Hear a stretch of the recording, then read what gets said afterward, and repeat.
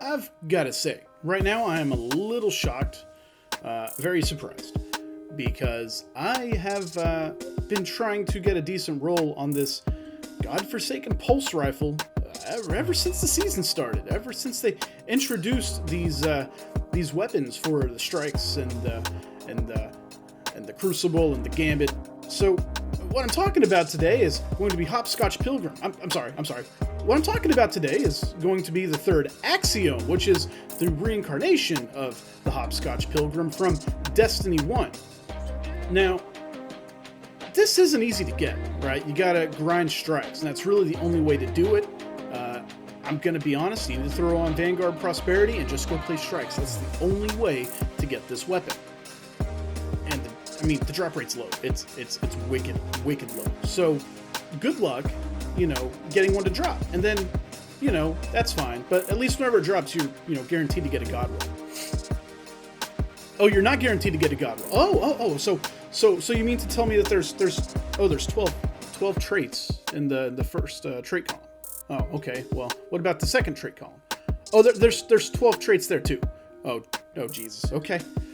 All right, I get it. So it's really hard to get, and it's got a lot of perks to pick from. So, man, I'm just gonna be honest. I don't know what they were thinking whenever they introduced these weapons. And to me, it seems like I remembered in the TWAB, they called these weapons pinnacle weapons for activities. So for strikes, crucible, and gambit, they introduced 2 weapons apiece. And it seems okay. Like there was like a primary and then a special or a heavy for each one.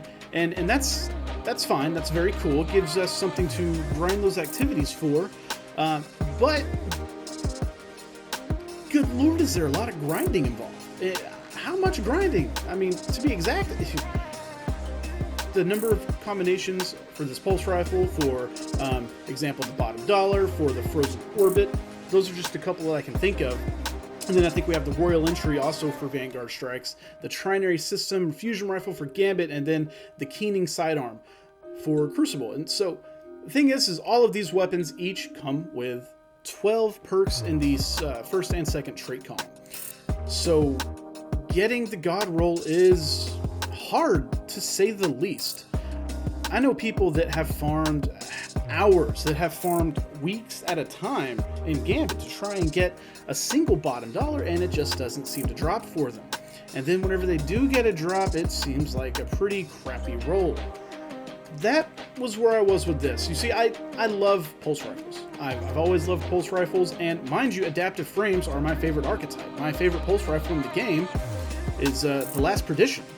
And the Third Axiom is an adaptive pulse rifle.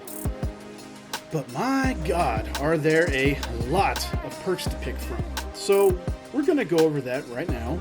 And I'm just going to be real with you. I'm not going to go over all of the perks because this is going to end up being a 20-minute video. What I am going to do is tell you the perks that I would pick specifically for PvP. This is okay for PvE, but if you need like an arc pulse rifle, you can use this, or Jan 7. It seems like you almost always get a decent roll, like Dragonfly or Disruption Break or something.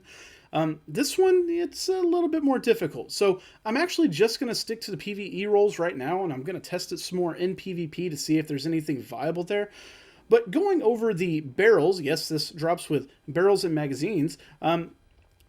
The ones that you really want to go for is going to be Arrowhead Break, Hammer Forged Rifling, and potentially Chambered Compensator. And I'm saying those because Arrowhead Break, Chambered Compensator, those, they give you the additional perks plus the recoil direction. And that's always good. That's good for pulse rifles, that's good for auto rifles, that's good for SMGs. And then Hammer Forged Rifling, you cannot go wrong because that's just a solid +9 to your range. Now, I think Chambered Compensator, I think Arrowhead Break is the best option here because it actually maxes out your recoil direction, making it, putting it over 100, which means it's going to be perfectly vertical.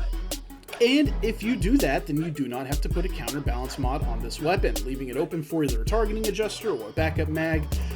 You be the judge, you can pick whichever one you want there. Moving on to the magazines, or the rounds.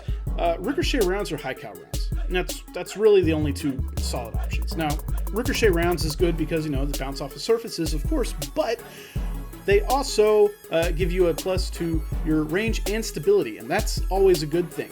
But being a pulse rifle, I'm actually way more interested in high cal rounds. Now, my roll did not come with high cal, it did come with ricochet, but high cal rounds on a pulse rifle basically means it's going to be it's going to slap, right? You're gonna use it. It's going to stagger, it's going to flinch. People aren't going to be able to shoot back. You see in this gameplay footage, these guys are still able to lane up on me and get some nice picks, but mostly I'm doing the job with the ricochet rounds. I like the ricochet rounds. They're fine. I'm just saying, high cal rounds is going to be your best option.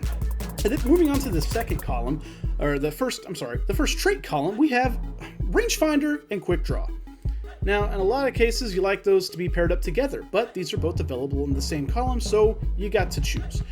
And I didn't manage to get either of those. I actually ended up getting surplus, and I like it. It's good, but my problem is I also like using my abilities. So I'm going to say rangefinder to me is probably going to be your best bet, because this weapon does have high stability, and if you go with arrowhead break over hammer forged rifling, then you're going to be lacking on the range just a little bit. So I'm going to say rangefinder is your best bet here. And then moving on to the second trait column, we have opening shot, which is probably going to be your best bet, bang for your buck, no matter what.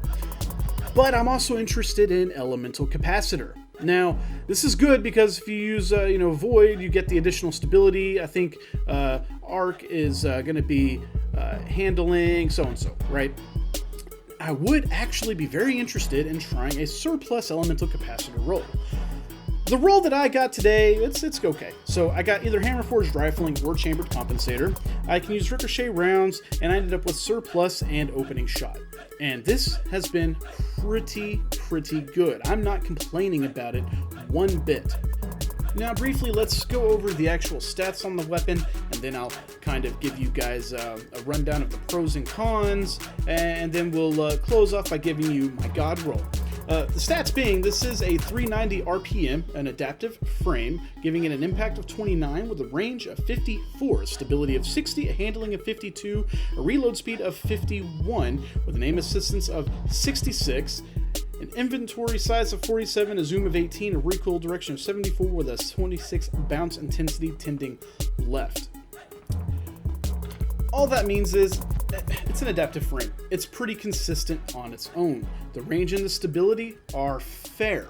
That being said, you can still get outgunned at range by, let's say a scout rifle or a high impact pulse rifle. A lot of people are running messenger now, or even stars and shadow. But more importantly, you're actually going to have problems with 120 RPM hand cannons with their scout rifle-like range. So you can battle that by having high cal rounds. That will help you to shake off those targets before they can get a couple of taps on you, a 2-tap or a 3-tap. What's good about this is it's a pretty easy 3-burst weapon. Being an adaptive frame, it's again very consistent. Just laying down, if you crouch to maybe get a little bit more stability, that's fine, but do not expect to hit any crazy ranges. Now, there is one caveat to this adaptive frame, Third Axiom, and that is it takes up a hell of a lot of real estate on the screen. It's massive. It's I don't know if you guys remember the battle scar from back in year 1. The thing was so big, it just took up so much space on the screen, and this is kind of likened to that. And that's really my only complaint about it. One of the things that I absolutely adore about it is that scope. Now, being that this has a zoom factor of 18, you're gonna get some zoom there whenever you ADS. But you are very fortunate because once you do ADS, apart from the weapon itself, the sights are so clean. Just a very simple red dot right there in the middle of your screen to lane up and get those easy hits. So what I like about that is no additional craziness to the red dot. It's easy to see targets at range. And if you use rangefinder, yes, this weapon will be even zoomed quite a bit more, but I digress. I still think that's probably going to be your best option for the additional range. And with that, maybe you can start reaching those ranges to match the scout rifles and the 120 hand cannons. But now to go over my god roll that I would love to get, though it's very unlikely. I would elect to go with arrowhead brake for that nice plus to your recoil direction, which is, again, it's going to make it over 100, so it's going to be perfectly vertical. And again, with that, you do not need a counterbalance mod on there, so you can put a backup mag on there. And being that this has a 36 magazine size as an adaptive frame, that's actually going to bring the magazine to 45. That is 4 or 5 extra bursts in the magazine. I think, yeah, 4 extra bursts. That's amazing. That's really, really good.